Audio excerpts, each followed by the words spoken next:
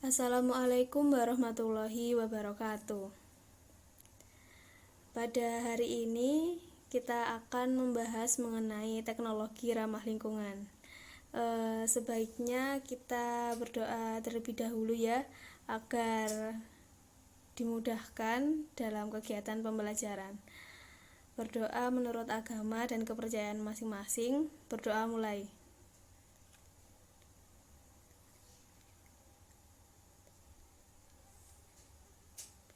Berdoa selesai.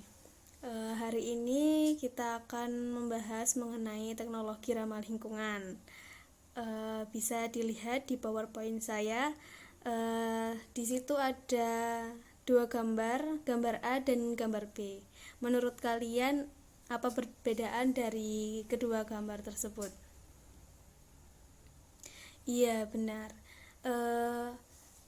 Gambar A, di situ terdapat sebuah bis yang menimbulkan polusi berupa asap pekat yang mengganggu pejalan kaki.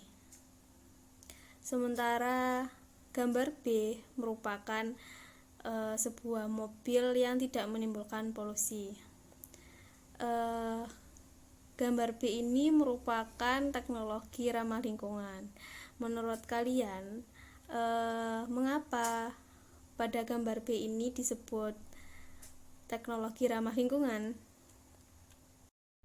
Baik, untuk mengetahui lebih dalam mengenai materi teknologi ramah lingkungan, silakan membuat kelompok yang terdiri dari 4-5 orang yang nantinya akan membahas mengenai pengertian dan prinsip teknologi ramah lingkungan, aplikasi teknologi ramah lingkungan, perilaku hemat energi dalam keseharian, dan teknologi tidak ramah lingkungan.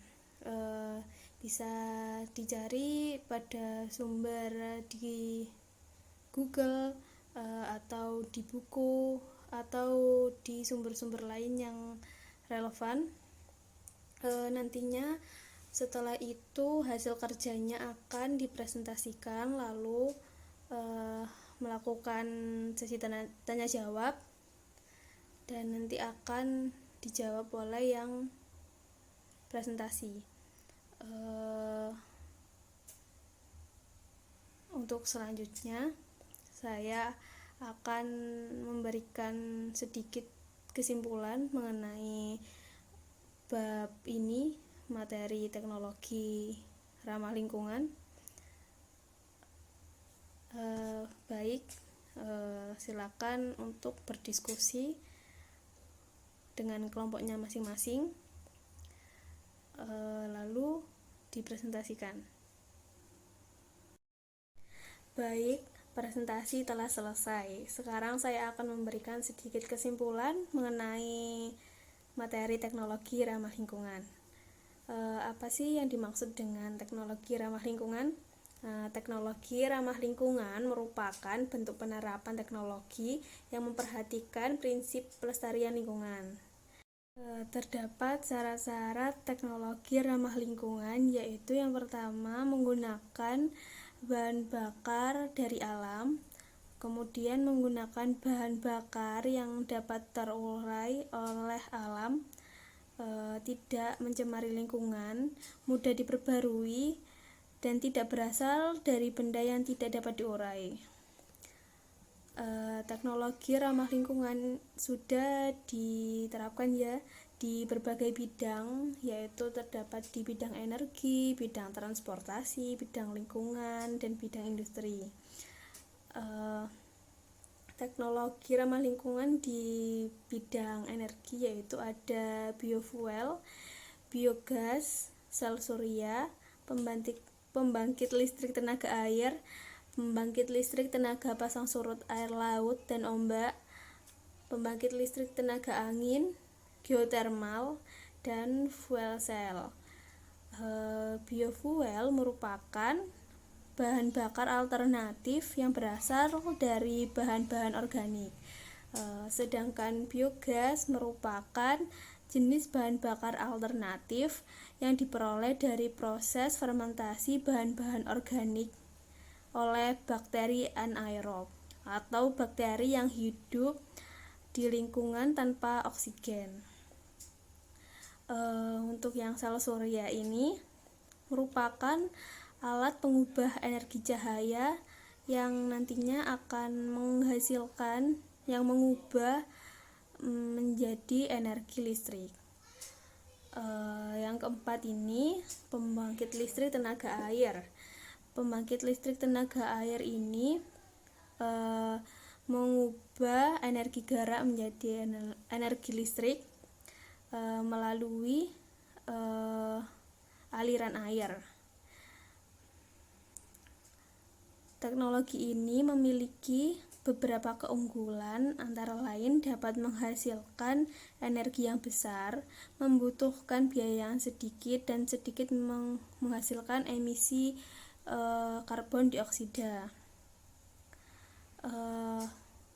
Untuk yang kelima ini, pembangkit listrik tenaga pasang surut air laut dan ombak.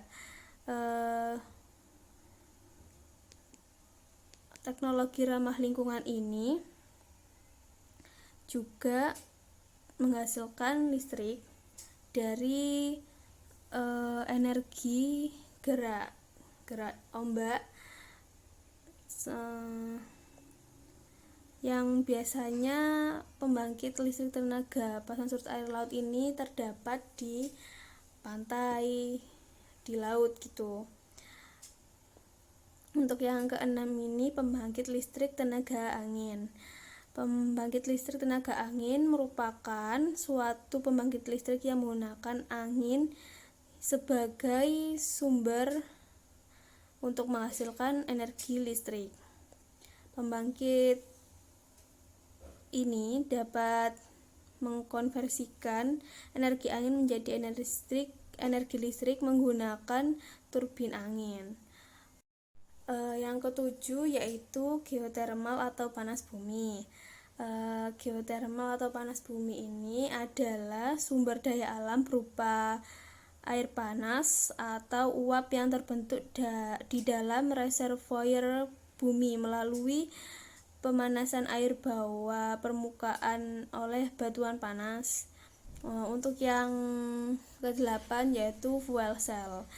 Fuel cell ini sebuah alat elektrokimia yang mirip dengan baterai, tetapi berbeda karena dia dirancang untuk dapat diisi terus reaktannya yang terkonsumsi, yaitu dia memproduksi listrik dari penyediaan bahan bakar hidrogen dan oksigen dari luar. Untuk selanjutnya yaitu teknologi ramah lingkungan bidang transportasi. Teknologi ramah lingkungan bidang transportasi ini sudah ada 3, yaitu kendaraan hidrogen, mobil surya, dan mobil listrik. Kendaraan hidrogen merupakan kendaraan yang menggunakan hidrogen sebagai bahan bakar penggerak mesin. Sedangkan mobil surya ini merupakan mobil yang energi utamanya dari sinar matahari. Nah, untuk yang mobil listrik ini merupakan mobil yang didorong oleh satu atau lebih motor listrik menggunakan energi listrik yang disimpan dalam baterai atau alat penyimpan energi yang lain. Untuk selanjutnya yaitu teknologi ramah lingkungan bidang lingkungan. Yang pertama ada biopori, yang kedua ada fitoremediasi, yang ketiga ada toilet pengompos, yang keempat ada penjernihan air. Biopori merupakan istilah teknologi lubang resapan atau TLR, merupakan teknik untuk membuat wilayah resapan air hujan. Sedangkan fitoremediasi merupakan penggunaan tumbuhan untuk menghilangkan, memindahkan, menstabilkan, atau menghancurkan bahan pencemar baik itu senyawa organik maupun anorganik. Untuk toilet pengompos atau composting toilet merupakan toilet kering yang menggunakan proses secara anaerob untuk menghancurkan atau mendekomposisi feses yang dihasilkan oleh manusia. Untuk penjernihan air merupakan suatu proses penghilangan zat-zat kimia, kontaminan biologis, partikel-partikel padat dan gas-gas dari air yang terkontaminasi atau kotor. Untuk selanjutnya yaitu ada teknologi ramah lingkungan bidang industri, yaitu berupa biopulping. Biopulping adalah teknologi ramah lingkungan yang terinspirasi dari proses pelapukan kayu dan sampah tanaman oleh mikroorganisme. Selanjutnya yaitu ada perilaku hemat energi dalam keseharian yang dapat kita lakukan agar